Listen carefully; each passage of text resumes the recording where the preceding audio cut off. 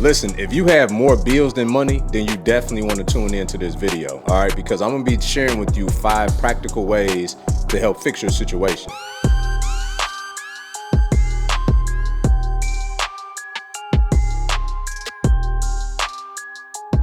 Now, first of all, when you look at the state of the economy, right, and you look at the state of people's personal finances, statistics show that over 52% of Americans that make $100,000 a year or more are living paycheck to paycheck.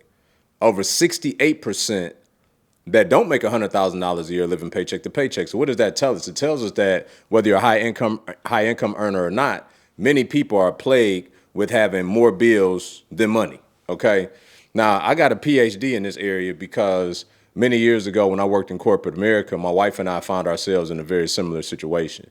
You know, on paper, looking at our spreadsheet, which we thought was a budget back then, we were negative like $1,600 a month, but yet somehow we would still pay everything, not lose anything, right? And a lot of that was God's grace, but much of it was we were just carrying over certain expenses, probably credit cards on a month-to-month basis, making minimum payments, et cetera, right?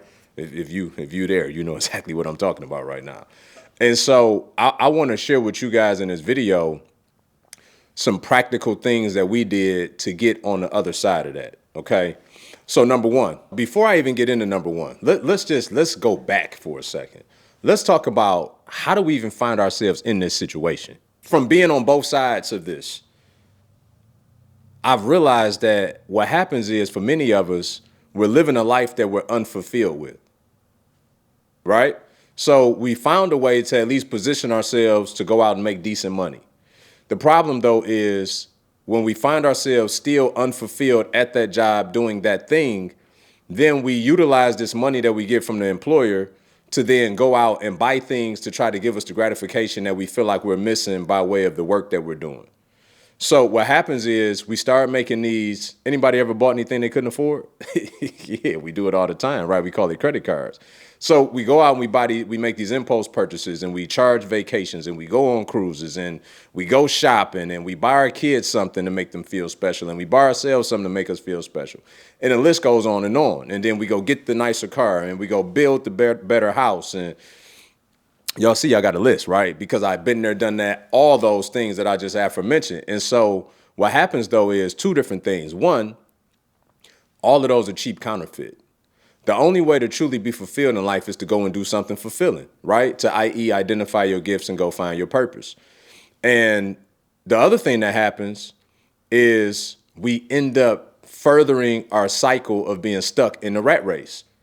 This is how we get here. And I thought it was so important just to take a step back to kind of zoom out to put some context around why are we even in this position? Right. And it's so important that we identify how we got here so that we can get out of here. Now I'm going to share with you the 5 practical steps that you can take to get out of here. Number 1, set a budget.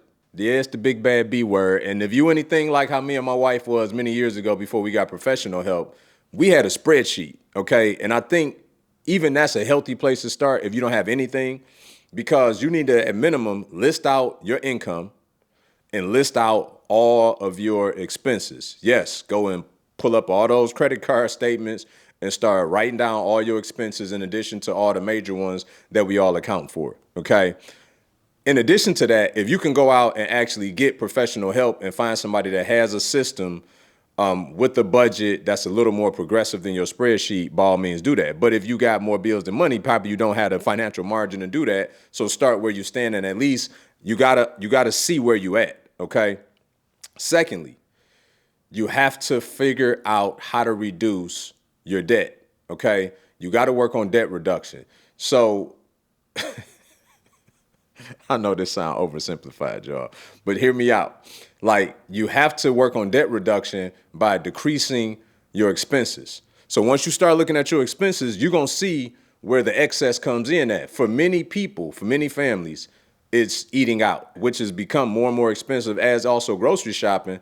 But at least you have more control over grocery shopping, right? You could buy things, you could make them stretch longer. When you go to Roof Chris and spend $200, $300 on a meal, That's over with in an hour and a half, right? Maybe you get a carry-out box. That ain't going real far. You spend $200-300 at the grocery store, that'll get you further, longer, right? So you got to figure out a debt reduction plan, particularly from looking at your expenses. Number 3, you got to avoid lifestyle creep. Yes, this means that if you're good enough at work to get a bonus, if you're good enough at work to get an increase, that your expenses can't increase with your income. This is part of the problem. Your expenses have been lagging with your income. So every time you make more money, you go buy more stuff. So you got to get to a point where you make more money, but you live at the same or below the current means that you're at. Number 4, you have to learn a new skill. When your skill set increases, your income increases. Why is this important? Because at your job, there's only so much work you can do. There's only so hard that you can work. And there's only so much opportunity to make income that's not attached to your time. So what does that mean? Well, right now, even if you make $100,000 a year, and don't quote me on this, I don't have my calculator out, but I think that's about 40 to 50 bucks an hour. So think about it. You're selling part of your life to your employer at $40 to $50 an hour. Do y'all think, just think about the things you can buy with $40, $50 nowadays. Not a whole lot of value, but yet the most valuable thing that you have afforded to you, you sell it at a fraction of the cost to an employer. Well, what does this mean? If that's your only way of earning income, then it's going to be very difficult for you to, 1, make more money, and secondly, become wealthy, because wealth is a spiritual event. It's happening in your absence, right? But the only time that you make money is in the presence of your employer. So we got to get you out of that, and you have to develop skill that would allow you to make money outside of your employer. Number 5, and this really should be number 1, you got to give more. Yep, I know that sounds counterintuitive. You like, B, I already don't have the money. Let me just tell you. At one point in time, in addition to already being $1,600 behind on our bills, I had to have back surgery many years ago, and I was off work for 6 months. At this time, at some point, my short-term disability or FMLA or however, if I got them mixed up, HR don't get me, right? But at one point that kicked in, and so I was only getting 66 2/3 of my pay. So if we were already behind, now we're even more behind. About a month went by, and I was looking at the credit card statement or the bank statement. And I asked my wife, I'm like, I don't see the tithes coming out anymore, right? I've been an avid tither all my life. Even when I was very early into my walk, before I was even walking with Christ, right? Just going to church as a kid, I was just always like mesmerized by this idea of tithing. Like that was the one thing I loved to do, is get up and go put my money in the storefront thing. And so anyway, I continued that into my adult years. And I've been a faithful tither, especially now knowing the benefit of it, forever. During this time though, I noticed that the tithes weren't coming out. And I asked my wife, I'm like, why we ain't tithing? She was like, homeboy, you seen that spreadsheet? Like, it don't make sense. We can't. We already don't have enough. And I remember telling her, I said, if we don't tithe, we don't stand a chance, because the reality of that spreadsheet already tell us that we lost. And so we continued to tithe during that season, and God was faithful, and money was coming in from places that I really just can't explain to you. But we never missed a car note. We never missed a house payment. We never missed anything during that time that I was out, and we were only getting a fraction of our payment. Now, it's not magic, though. Okay? Scripture tells us in 2 Corinthians 9:6 that those who sow sparingly shall also reap sparingly, and those who sow generously shall also reap generously. So one of the biggest problems that many people have is that they're expecting a harvest in life, but they're not sowing any seed. Oh, you digging plenty of holes though, right? We just talked about all those holes that we dig, and we go out and we buy the new car and we buy the new house and we go take the vacation. We digging holes every single day for ourselves, but we ain't dropping no seed in it.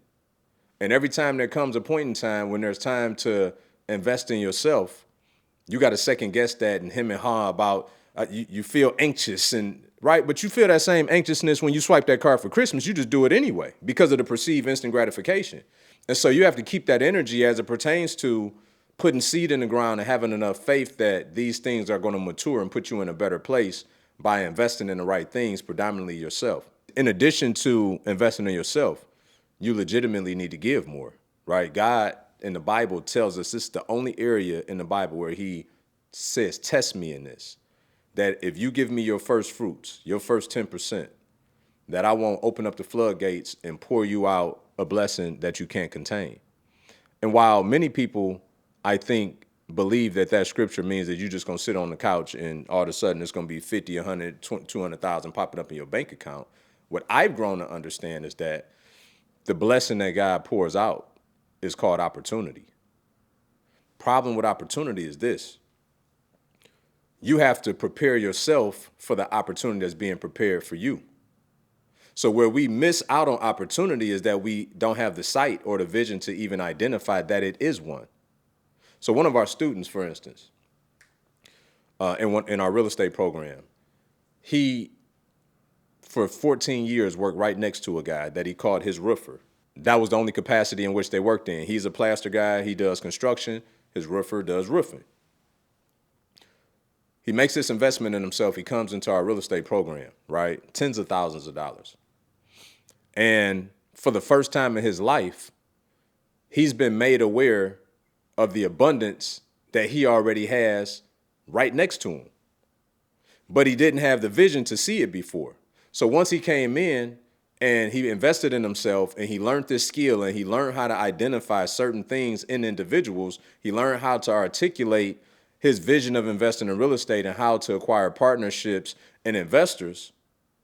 This same guy called his roofer that he was next to for 14 years ended up giving him $100,000 to finance his first real estate deal that he did with no money out of pocket. I can give you example after example after example. You're never going to get away from investing in yourself and preparing yourself for the opportunity that God has prepared for you. But the problem is that most people want to skip the edict in which God created the world, which was to be, to do, then to have. We want to have everything without becoming the person to do the thing. And so I highly encourage you. Number one, God blesses order. This is why we got to start with a budget, right? But in addition to that, giving should be paramount in the equation. Because if you sow sparingly, you shall also reap sparingly. And when you look at your situation, here's the reality. If you can't give God 10% for him to bless your 90, you've been doing a horrible job at stewarding over the whole 100 on your own. So you keep doing it your way or do it his way. But they say the definition of insanity is doing the same thing over and over and expecting a different result. So listen, if this has blessed you, then comment below. Let me know legitimately. I want to have some open, honest dialogue with y'all because I'm going to be as transparent as I absolutely need to be to help you move beyond your current situation. And so, yeah, leave me a comment. I love to talk with you guys.